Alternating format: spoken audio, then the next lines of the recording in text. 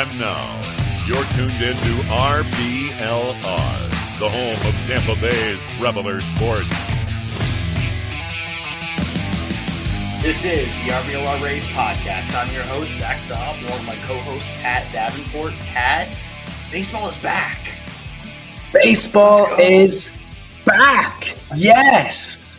I can't believe we finally made it. It's felt like an excruciatingly long off season. But now we've got to watch some real baseball games that have real results and consequences. And oh my goodness, on Friday, oh my gosh, what a treat it was to sit down and watch a pure Rays win in the way that I've always watched the Rays win, where they don't score for 6 innings and then manage to come back and walk it off.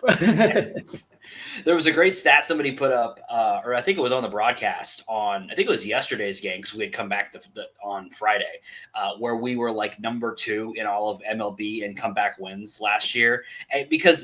And the reason, and in a way like that, some of it's luck and some of it's just that we have good players. Some of it's the way we have designed this roster. We have good hitters. Not all of them are like world beaters. We have excellent pitching, and excellent pitching will always keep you in the game. And then you get your chances against relief pitching, which is very hit and miss, and you win some games. And we're here to talk about all of it. We're going to talk about the first 2 games that have been, some unfortunate happenings during those games that we kind of have to break down and talk about what the future might look like. Overreactions and underreactions, it's all going to be here. Jam-packed show. We're so excited to have all of you here. If this is your first time watching, do us a huge favor and drop us a like if you enjoyed the show. But, you don't really have to do that. We just want you to be here and enjoy the show because this is for you. We're really excited to get into the season. So we're going to start it out with a little preseason talk. We're going to go back before the season began, talk a little bit about the opening day roster. I don't know. I wouldn't say there were some surprises, maybe some unexpected moves. I think the 2 that we didn't expect as much to be on the opening day roster, and one of them is because of an injury, and that's the fact that Palacios is not on the opening day roster because he has an injury. It's not expected to be long-term, but in his place, we got Cameron Meisner, and then Curtis Mead makes the opening day roster over an Eloy Jimenez, over anybody else. So a little surprised about Meisner, but Mead makes the roster kind of as we expected. Yeah. Mead definitely was going to earn his way onto the roster after such a good spring. I guess the surprise that comes with that is that Eloy actually accepted his minor league assignment, which I don't think many predicted would be the case. He started to get a little bit better on the back half of spring training, so we thought, he could probably parlay that into a major league deal with maybe one of the lesser teams like a Marlins or White Sox. But no, he was more than happy to stick around. He said he loved it. He loved his time in spring training with the Rays, is happy to go to Durham, and is motivated to kind of get up with the big league team because he liked the culture and the way he was treated so much. I guess we should add it to the folder of evidence of the Rays are a top-class organization that, despite all reports, really look after their players and make them feel welcome and appreciated and, have their best interests at heart. So big ups to Eloy, and he's got off to a great start. He's only played a couple of games down in Durham, but he's 5 for 9 so far for the Bulls. Drove in quite a few runs already, so maybe he might be on the bus to Steinbrenner Field sooner rather than later. Yeah, and I think we're going to get into this. The injuries that have happened to start the season now, like more so than ever, there is some murkiness with the roster. There's some, I don't know who's going to be up, who's going to be down. We currently have 2 outfielders up that I would not have expected to be up. So there's a lot of questions right now, I think, that have not yet been answered. And it will be interesting to see. I think the key for Eloy is, I made a joke about him starting running a little bit, get some cardio in, because I think if he can find a way to play the outfield, I think there's a spot for him right now. So we're going to get into the unfortunate reason why, but I think there is a spot for him right now at the major league level if he can play some outfield. But it's cool to see that we've talked about it so many times, and I think the perception has shifted a little bit. I think people are kind of coming off of that the Rays are terrible and they underplay their players and they're bad. Yet you're absolutely right, Eric. Eloy has been lining it up in Durham, and we hope that he can kind of continue that and get into the outfield a little bit, because I think if he continues that level of play, he can be a difference maker at the MLB level for this team, because the power is there. Whatever else might be going on with him as far as bat to ball skills, the power is there and there's value there. Definitely. He's locked in. And I guess the only other kind of late addition to the roster was obviously Shane McClanahan went down in his last spring training start. Yes. When you and Carter were talking, I believe he was still getting his diagnosis. He was still getting imaging done. But we are proud to report, I suppose, that it was as good a news as you can get from that, which is that he's got some nerve irritation, which means he's just going to get shut down for a couple weeks, maybe 2-3 weeks. But he's not expected to miss more than like a month, barring any complications, which is like the lightest possible scenario, considering the way he left the field and how he looked and how that all went down. We thought, oh God, get ready to hear forearm tightness, get ready to hear elbow stuff, which is super scary when a guy's coming back from Tommy John, especially his second, because you don't want it to be a third, because that's very rare that you can come back from that. But it looks like it's as light an injury as you could possibly get given the circumstances, and he should be back come May time. Yeah. And the what we kind of talked about in the last episode is that this roster, as it is constructed, is built to handle a short absence of a starter. A long-term absence, like what we were afraid of maybe was possibility, is not really any team is really constructed super well for that. But this team is built to withstand that. So you may see some Ian Seymour, you may see some Joe Rock. That may happen, but those are fine. Those are fine guys to get starts at the major league level, at least for 1 or 2. It would be a concern if we were saying, all right, Joe Boyle, time to figure it out. Let's get you up there and figure it out, kid. We just traded, Jeffrey Springs, who had a great opening day start for you, so it's time for you to figure it out. And luckily, the team is built in such a way that that's not necessary. We can rely on the rest of the starting staff. We can help. We can hope that Drew can, extend out maybe some of his outings and give us the 5 to 4 innings that we need, and rely on that bullpen, at least in the short term, while we're waiting for Shane to get back, which hopefully will be sooner than later. Yeah, definitely. I mean, all indications are the Rays were going to go with that 5.5-man rotation that we've been talking about a couple of weeks ago. But with McClanahan out, they're like, okay, we'll just go back to the traditional 5-man for now, especially with like guys like Faedo out. So, and that was kind of told in their replacement. Hunter Biggie made the roster. Yes. In McClanahan's absence, which is, a guy that will pitch 1 inning out of the bullpen usually. So it looks like they're just going to run with a traditional 5-man rotation for now.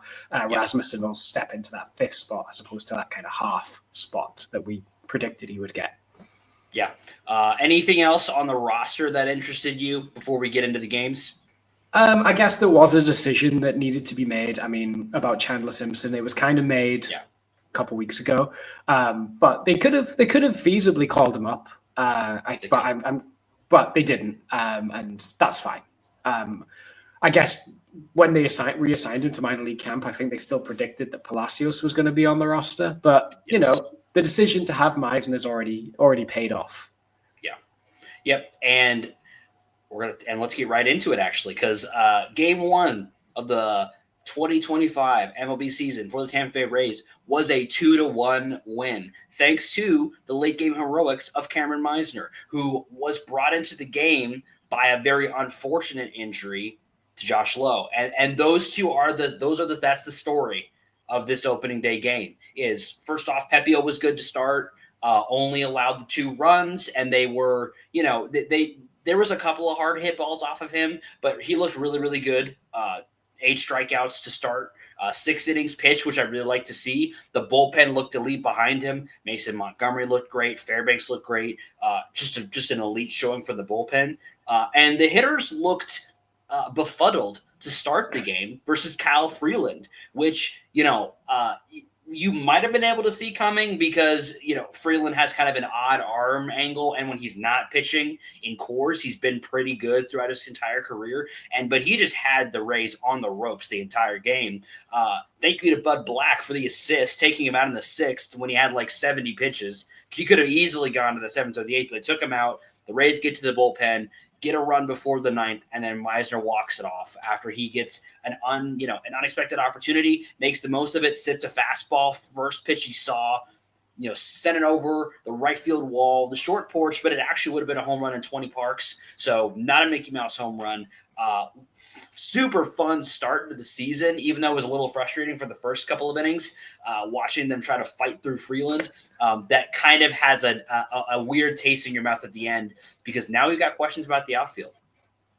Yeah, it was a weird old game. It felt very Raysy. It felt like we were watching a 2024 Rays game, where a starter that's good but is vulnerable at times, completely dominant, which it feels like we were saying all the way through 2024, is like these kind of like decent starters, as long as they brought their stuff, could completely destroy this Rays lineup. Didn't do much to temper our expectations of improvement in that game. And I was particularly, we got the first run back, and we tied the game 2-2. And then we had the bases loaded with one out in a tied game. Walls strikes out with the bases loaded when all he had to do was put a ball in play. Curtis Mead then steps up, has a 3-1 count against a reliever that was really struggling for command, decided to swing when he probably didn't need to, at a pitch kind of on the edge of the zone, to ground out to end the inning when he could have walked in a run potentially. I was like, oh, good. I'm glad to see that the Rays with runners in scoring position are still once again. Yeah. But thank gosh for Cameron Meisner just cheating to that fastball and getting us away without extra innings or anything like that. But the pitching looked great. The pitching, like you said, was really, really good. And Cameron Meisner, the first player in MLB history to hit their first career home run as a walk-off on opening day. And not to be forgotten, in the lead up to that Meisner home run was Junior Caminero getting things started and getting that huge double to move Brendan Lowe over as well. I mean, I can't say enough about how Junior's looked so far. He looked great in the game yesterday as well. He has been as advertised so far, Junior Caminero has been. Yeah, really, really good. He's just, if he keeps this up a whole season, then we're going to be looking at an all-star campaign from him. Yeah. He looks brilliant. I also want to give a shout out to Danny Jansen in that game, in the first game, because he made a really good play in the top of the ninth to kind of dig a ball out of the dirt and throw to nail Mickey Moniak stealing, which was a big swing in that top of the ninth inning, prevent a kind of scary situation where Fairbanks had the swing and miss stuff, but was a bit erratic command-wise. So it was good to just erase that base runner straight away. Yes. And that's an underrated play from that game. Considering Jansen isn't really known for his ability to catch runners stealing. He's not known as like a pop time or strong arm guy. He's more of a blocker. So I thought that deserves mention as well. We're going to get into kind of the concerning part of today's game. And I actually want to ask our audience, if you're listening and you're enjoying the show, hope you are, I want to know what you guys think about this, because it's something we're going to be talking about kind of the rest of the episode. Josh Lowe, oblique, probably out a long time. What do you guys think? If you are enjoying the show, let us know that you're enjoying. You can let us know that you're enjoying by subscribing and following, but also let us know by talking to us a little bit. If you hop over to YouTube, you can make a comment right there on the video that's live, and there's a good chance we're going to see it. And we'd love to kind of get it back and forth going with you guys, because this is something that we're going to be talking about probably for the next couple of months, is the fact that Josh Lowe, he knew it immediately on a swing. Kind of did this with his arm. You could see it immediately. He was frustrated. Managed to get to first. It was actually on a base hit. Oblique. Again, the same issue he had last season. And they are saying that the oblique injury now is worse than it was last season. So now we're talking about 2, maybe 3 months where he is just not available at all. And then when he's available, as we know, obliques linger. So now we're going to be looking at a lesser version of Josh Lowe probably for the rest of 2025. Not what we envisioned for the season from him. Yeah, this stings for a couple of reasons. One, the outfield was probably our least equipped position to handle any loss. We're pretty thin in the outfield. I think we're swimming in infield and pitching depth, but the outfield, we don't have tons of options. No. So to lose a really key player like Josh Lowe hurts there. But also, for Josh Lowe's trajectory as a player, I think this really stings. This was a bit of a prove-it year for him because his 2023 was so good, but his kind of up and down 2022 and his underwhelming 2024 meant that this year needed to be a prove-it year for him to prove that he can be the everyday right fielder for the Rays long term. And part of that was proving that he can stay healthy. And now he's the same issue that plagued his 2024 campaign is back in 2025, but worse. So you got to wonder how Josh Lowe's future is going to project as a major league starter if he can't really recover from this oblique strain, because now the pressure's on for him to, when he does return, show that it won't linger. But that's, I think, an unfair expectation for someone to come off an oblique injury, which means he'll probably not have a good 2025.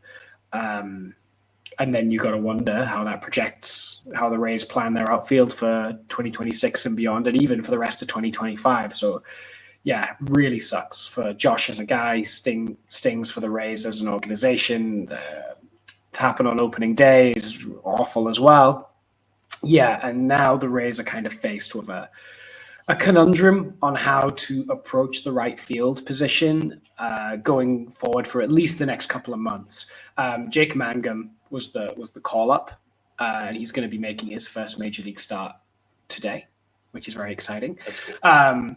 But is he, for you, the future at right field? Is it Cameron Meisner, or what do you want the Rays, or what do you think the Rays should do in right field going forward, at least for the next couple of months? It's tough because when we discuss this position in position previews, we spent probably the least time on any position on right field because we said Josh Lowe is it. And part of the other reason for that is there wasn't a whole lot of guys that were knocking at his door to take his spot. And that's where we get into trouble. Meisner has looked great for the first two games. We were kind of talking about this before the show. His ceiling is somewhere in between 2023 Josh Lowe and 2024 Josh Lowe. His floor is below last season from Josh Lowe, if we're just talking about what he is as a player. He could be an MLB rotational outfielder and be perfectly acceptable there. And if you get that from him, I would say for the short term, I'm kind of okay with that because I hope that Morel will kind of continue the performance that he's had so far in these first two games. It's a minuscule sample size, not even really fair to judge anyone one way or the other on this, but he's looked good to start the season. So he's giving me hope that if he can kind of provide some value there that we were concerned about, he can kind of fill in there, at least until the All-Star break and until we get to the trade deadline. Because I'm going to be honest with you, if Josh Lowe is out for the rest of the season, at least from a perspective of his being able to play at the level that we expected him as, I feel like we need to go get somebody. And I'm not even sure who it is because really haven't had much time to kind of process the fact that he's going to be out and that we now need to be looking because unfortunately, as much as we like guys like Mangum and Meisner, if this team is going to be competing at the level we want them to, I don't know if those guys can be that piece.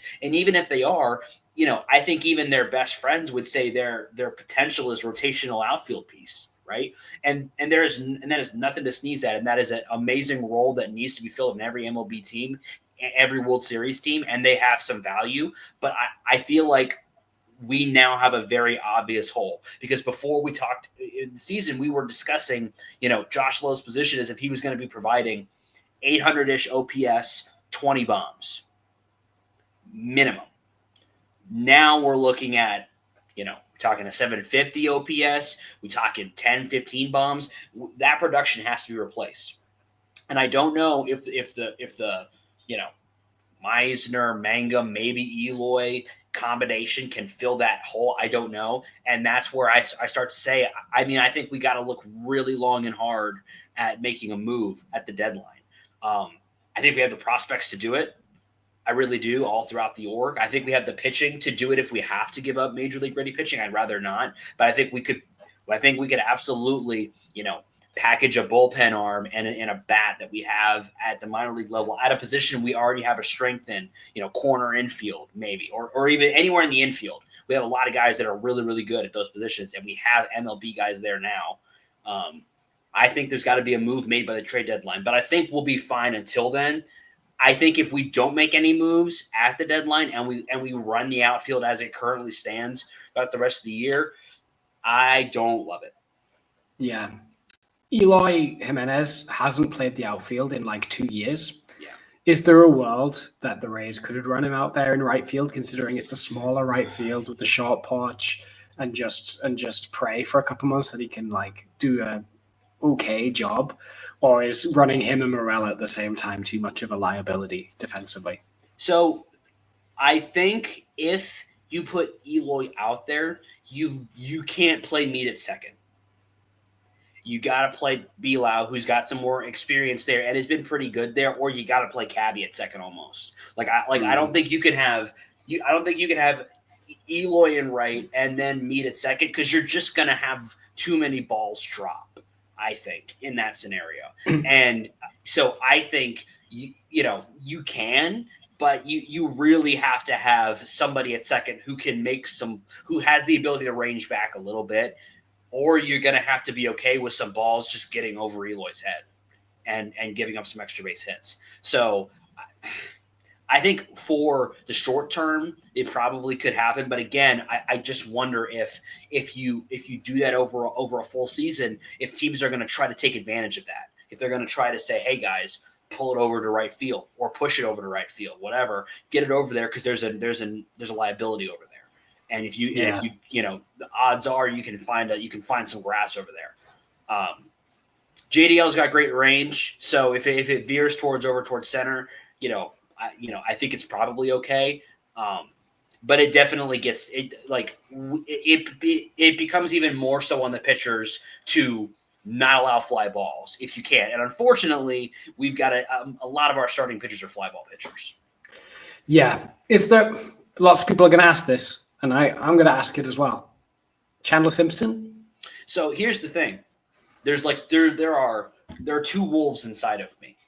There's the wolf that says Chandler Simpson right now, and there's the wolf that says he's not ready yet. He needs time to cook in Durham. And they're fighting every day. And they have fought no more than when the injury happened to Josh Lowe. Because it was if you were to get into the RBLR Rays chat, probably 5 minutes after the injury was announced, the first words out of my mouth were, I want Simpson up if it's any lengthy, loss of Josh Lowe.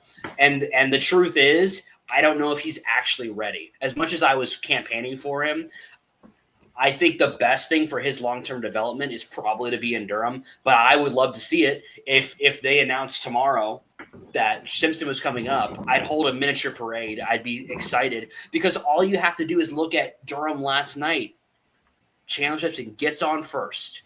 I can't remember if he was a walk or a single. He gets to first, steals second, steals third, overthrow. It's a run. He just provides he can get you instant offense. Now, obviously, some of that when you are up against major league catchers and major league fielders, you may not always get that lucky, but he has the potential to provide instant offense and put incredible pressure on a pitching staff when you've got a guy like that running around behind you. And he's more than capable of doing the defensive things we need him to do. He can play center. JDL can shift over or vice versa. I want to see him up personally, but I'm not sure. But I think the Rays would rather let him cook in Durham a little bit longer. I think that was made pretty evident by the fact that Mangum was brought up yesterday. Yeah, I think what they're secretly banking on is that Palacios will spend the minimum on the IL. That's true. And he will be our right fielder, occasionally relieved by Meisner or Magnum. I think it was because Palacios was hurt for so much of last year, and he's hurt again to start this season. He continues to slip my mind because I got to rethink my whole take I just had because Palacios is pretty good. I really like Palacios. If you're going to tell me Palacios is going to be the starting left fielder when he's back or right fielder when he gets back, I'm kind of okay with that.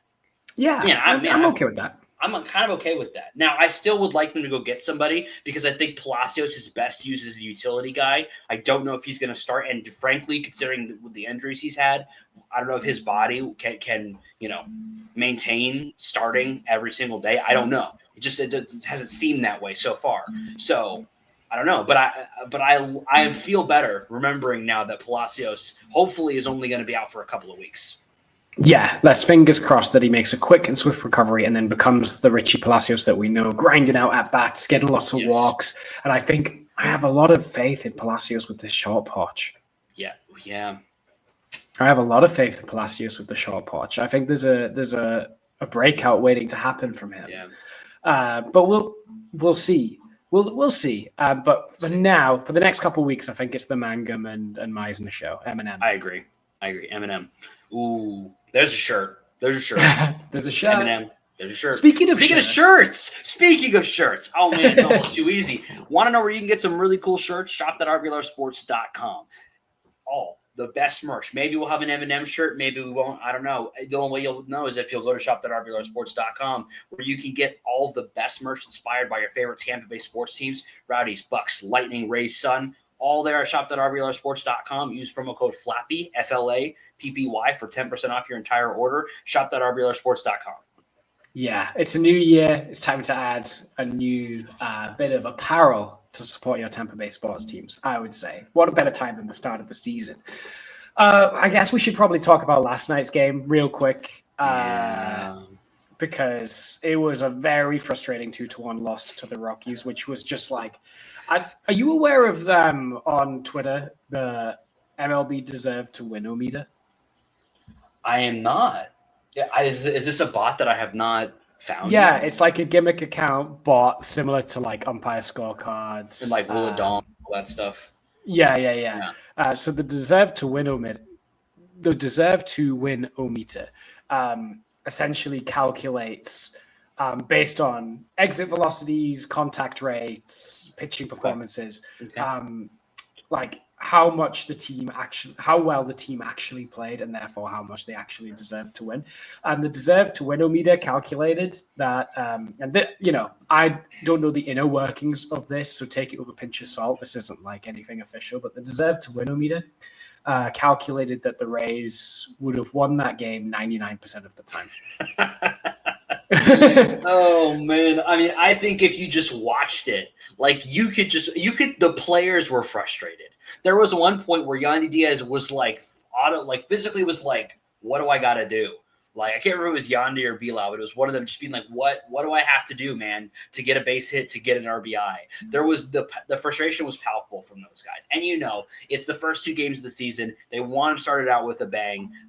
And instead, they were scoreless for 7 innings against a guy who they had so many chances against, who was not pitching very well, who was giving them opportunities, and they were making good on a lot of those opportunities, but they just could not find the grass to get runs home. Bases loaded twice with no runs scored. I mean, just a brutal game to watch. Pure bad luck. You could make the jokes about RISP fails. And Rays are just like peas in a pod. But in reality, I think that was just pure bad luck. I said it this way before the show. You should have lost the first game because I think the Rockies maybe played better and put themselves in a better position to win, but their manager kind of screwed them in the first game.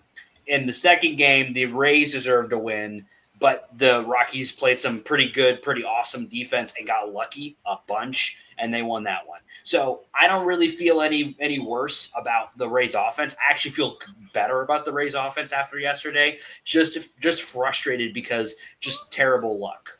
I mean, like, let's just look at let's isolate the 7th inning. Okay. That ended up being 3 batters for the Rays. The first one, Brandon Lowe, flew out.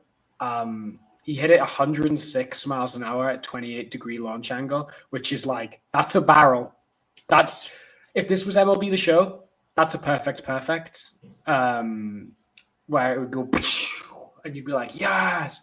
But just like MLB The Show 25 at the moment, that doesn't mean anything. And despite an expected batting average of 930, so a 93% hit probability, it was a flyout. It looked like a pretty routine flyout as well. Like it did not look as good as it actually was. Yeah. Then Junior Caminero had a single where he just like hit it into the ground, but it had an expected batting average of, well, a hit probability of 6%. But that ends up being a single. Meanwhile, Brandon Lowe's 93%, no good. Then Curtis Mead, perfect grounder, which is a contact you can make on an MLB show. 108 miles an hour off the bat, expected hit percentage of 51%, so it was more likely to be a hit than not. It was right down a fielder, and it ended up being a double play, ending the inning. And that is essentially how you can sum up yesterday's game in a nutshell. Even like Jonathan Aranda's double would have been a home run in 14 ballparks, which would have tied the game. It's one of those games where you go, "Argh!" But if we played that game again today, we'd probably win 7-1. And the other thing that we do need to briefly talk about, I was much more mad about this yesterday than I am today. The sends were there was one egregious send of Junior Caminero early in the game off of a Jonathan Aranda double. Would have been second and third, 2 outs. Junior gets sent, and it wasn't close. I mean, it was not close. That was a terrible send. Later in the game, I think off of a Christopher Morel, I think it was a double. Maybe it was just a single. But it was it was a single. And Jonathan Aranda got sent from second and got thrown out. That one looked worse. He actually was pretty close. It was a great throw from the outfield. That one looked worse live than it did upon replay when you watch how good the throw was and how close it actually was. But you lose 2 runners at home, which just adds to the frustration. And if you don't send those guys, then you've got in one scenario, I think it would have been bases loaded, and in another one, second and third. So that also adds to the frustration. And I mean, the first one I think was actually a abysmally bad send. But the second one I think was understandable considering, even though I wouldn't have sent him because I think the guys were swinging a good enough bat that I would have said, give him another shot. And also so many wild pitches were being thrown by the Rockies pitching staff that you may have even gotten a walk or a wild pitch for a run, but it is what it is. Yeah, I mean, this is completely anecdotal. I don't have any data to back this up, but I always feel like the Rays are uber aggressive early in the season just to like test things. They like to test things early in the season and are more aggressive while they see what they're capable of. And I think that'll get better as the season goes on in terms of when to send, when not to send. But it's one of those where, you just got to shrug your shoulders and go, just couldn't quite make it work, but the process was completely correct. Like, we played a great game of baseball. It's just a shame we couldn't quite capitalize. And you know who played a really great game of baseball yesterday? Zach Littell. Dude was elite. I mean, he is not the guy that has the high octane fastball, but man, can that guy pitch. There was some sequences yesterday that were just like, I mean, I don't even know what you do as a hitter. He was putting the ball where he wanted it to. Had a couple of kind of bad. He had one BABIP inning where the run got scored early, and other than that, he was elite all the way through. Yeah, really, really good. I think that was the best he's looked in a Rays uniform potentially in his whole career. Really good. And if that's a sign of how this season's going to go for Littell, then look out, boys. He could be getting Cy Young votes. That was really, really strong. If we were doing a batting arm of the week, which we're not because we've not really had a week's worth of games, I think we would give our arm of the week to Zach Littell. Oh, easily. Yeah, comfortably we'd give it to Zach Littell. And then bat, it would probably be like a toss-up between Meisner for the walk-off home run or Caminero for the past 2 games. I think it's a close race between those two and Rondo. That's kind of to me, that's those two guys, Cam Nero and Aranda, are the story of the first two games for me from the offense's perspective. Those two guys have been as advertised. Mm-hmm. And if those two guys play the way they played the last two games, or somewhere around that, this team is going to win a lot of baseball games. Because if we're getting, Brandon Lowe has looked pretty good to start as well. Yandy has been a little sluggish, although he has hit some hard balls, and I expect that to even out. His plate discipline looks fine. He's hitting the ball, like I say, he's hitting the ball hard. So I'm not overly concerned about that, but it is something to note that he's off to a slow start. But if you're going to get the performance you got out of Aranda and Caminero and Morel too, Morel's been good to start. Maybe not bad of the win. Chris Morel is almost a whole win. Better than he was last year. Because last year he had negative 0.8 FWAR. Now he's got 0.1. So that's a 0.9 FWAR improvement in just 2 games. That's hard to beat that. That's hard to beat that. Yeah. Can't argue with it. So that's my narrative, Paul. That's a great narrative. Let's do it. Let's run that. Most improved player in baseball this season, Chris Morel. Pam is a big Chris Morel fan. She wants everybody to know that Chris Morel is amazing. She's hitting those perfect. Yeah, she is. Okay. Yeah.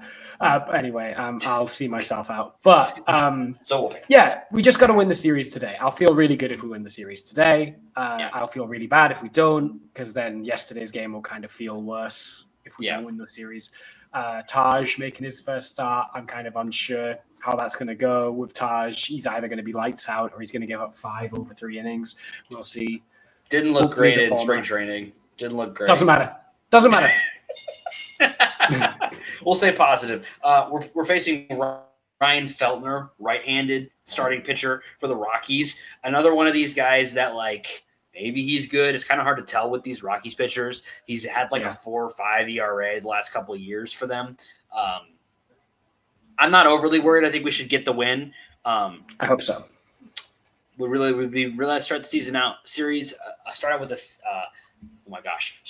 a series win, because we talked about this. I talked about this a little bit kind of before the season got started. But when you look at the way the schedule sets up for the Rays for this season, we're going to kind of get into some forward-looking stuff now that we've kind of covered the games. When you look at the way the schedule sets up for the beginning of the season, in April and May, we play Atlanta, Boston, New York, Arizona, Kansas City, Philadelphia, Toronto, New York again, Houston twice. That's all in just April and May. But then you look at, and a lot of those games are at home because we're heavily loaded on in the home side of things to start the season.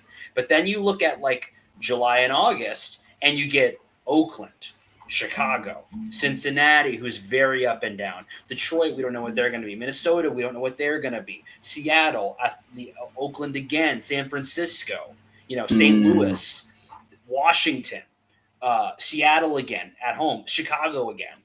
Yeah. It's weirdly front-loaded as far as difficulty, I feel like, from a schedule perspective in the first half of the year. Yeah. When we're at home. And then in the back half when we're on the road more, I feel like there's a lot of winnable series even on the road. So you want to get – to me, we need to get off to a good start. And winning a series against the Rockies is a team we need to be beating in series. If we are not, I'm concerned. We get Pittsburgh next. Again, I don't think we're not going to face Skeens. So there's really no reason. We are going to face Skeens. Are we going to face Skeens? Currently, the way that it's lined up, the way I'm looking at it, is in the first game, they're throwing Carmen Mlodzinski out there for the first game. But I think he's an opener. For I don't know who. It might be a bullpen game. But then game 2 is lined up to be Paul Skeens, Bars versus Skeens. And then game 3, Mitch Keller is throwing for the Pirates, who's pretty good as well. Yeah. And then against Texas, Tyler Marley's going to open that series for the Rangers. The way it's lined up, he's not great. He's gettable. But then we go against DeGrom and Kumar Rocker to face to finish that series. So we got some tough pitching matchups coming up. So you'd want to try and take the win against the Rockies here, against a more vulnerable team. Because while the Pirates and Rangers, Pirates in particular, aren't that great, they're throwing their best guys at us. Yeah. So the MLB app, I just was checking the schedule. The MLB app has Skeens and Pepio up against each other in the last game of this series. I don't know how the Pirates are doing it, but that, man, you want to talk about your premier pitching matchups. Ryan Pepio versus Paul Skeens. Even versus Boz. They're both going to be good matchups. Your MLB app, I'm going with ESPN's lineup. So Skeens is going to be in that series, I think. He is going to be in that series. I was doing the math wrong in my head. I forgot that the other team started a day before us because of Steinbrenner Field, which, by the way, huge shout out to the Rays operations. Great. It looks phenomenal. It looks awesome. I have actually been to that field a couple of times growing up. My grandfather lives in the area, and we went to a couple of games at Steinbrenner Field when it was just a minor league stadium. Great place to watch a baseball game. Super excited for all the people getting to watch games there. It's not ideal. It's smaller than a major league stadium. We've heard great things from the players about the facilities, so that's good. But it's a great place to watch a baseball game. So I'm hoping to get down there to a game myself at Steinbrenner sometime in the next couple of months. But really, really impressive job from the Rays operations department to get that stadium ready in very short notice. Definitely. It looks great. And I can't wait for the season there. I'm actually kind of excited. Variety's the spice of life, and it's quite nice to see that. Before we get out of here, because I feel like we've talked about everything, and we want to get out of here before first pitch so we can watch this Taj Bradley Indeed. game. Do you have any kind of players or storylines to watch over this week other than the fact that we're facing kind of a who's who of pitchers like Skeens and DeGrom and Rocker? For me, I want to watch Jonathan Aranda because all of those guys are right-handed. Yes. So he's going to get a lot of at-bats, and I want to see how he does with like a full run against the top pitchers. See if he can prove that he's ready to go. Kind of for the same reason, I'm watching Morel because he's going to get especially with the way the injuries have fallen to start the year, and Morel's kind of got to get the run out there, who kind of platoon neutral. He's going to kind of get the run out there in the outfield. So we're going to get to see, can this guy put it together? He's kind of the linchpin for this outfield right now. If he's bad, you're kind of in a whole lot of trouble. But if he's good, then it's kind of like, maybe we get a little bit of a reset on the outfield and we can maybe rely on Meisner for a little bit. We can rely on Mangum for a little bit. So, I am closely watching Christopher Morel. The thing that I've been excited about watching him so far is the plate discipline. There was a couple of at-bats in particular yesterday where he was very patient, waited for opportunities to put the ball in play or took his walks. That kind of stuff is very exciting to me for him because the big concern with him was his plate discipline and the fact that he was swinging at bad pitches and not getting the power that we expect from him because either striking out or not putting good balls in play. If he can be swinging at the right pitches, putting balls in play to potentially do damage or taking his walks when they're there because they know about his power, that's a player you can kind of bank on in the outfield if he can perform to that level. So I'm watching him very closely, especially with Josh Lowe out now. I'm watching every Morel at bat because we kind of need him to be good. Yeah, 100%. Fingers crossed. I think this team will go as Morel and Caminero go because they're the biggest kind of volatile pieces in the lineup where they could be amazing or they could struggle. So I think as so far, Morel and Caminero look good, so hopefully that means the team will look good as well. Yes. So we will see. Hopefully when we come back next week, we are going to be like 5-1 and all will be well.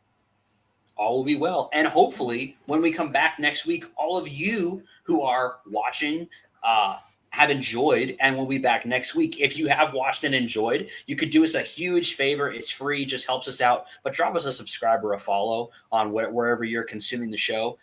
Really helps us out. It's free. It lets us know you're enjoying the show, helps us out so much. Also, do us a huge favor and drop a comment if you've got one.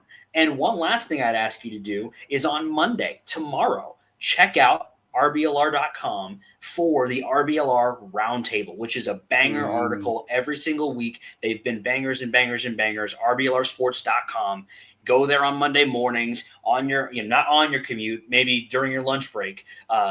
Go and check out those articles. They're always excellent. There's insight from multiple different angles. I, for one, am super excited to read the article from a kind of opening day weekend, see what our authors are cooking up. It's going to be great. Go do yourself a huge favor and read that article. Yeah, gives you tons of perspectives and is like really digestible. Like it only takes about 10-15 minutes to read every week, but it gives you a ton of information. It's really like dense, but full of good stuff. Yeah, good stuff. And we hope that this show has been dense and full of good stuff as well. Hope you've enjoyed.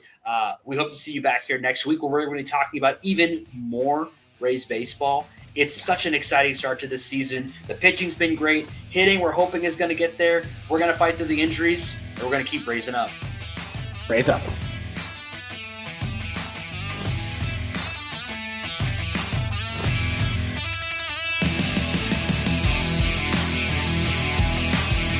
Thank you for tuning into this presentation by RBLR Sports. On your way out of the stadium, please remember to like and subscribe.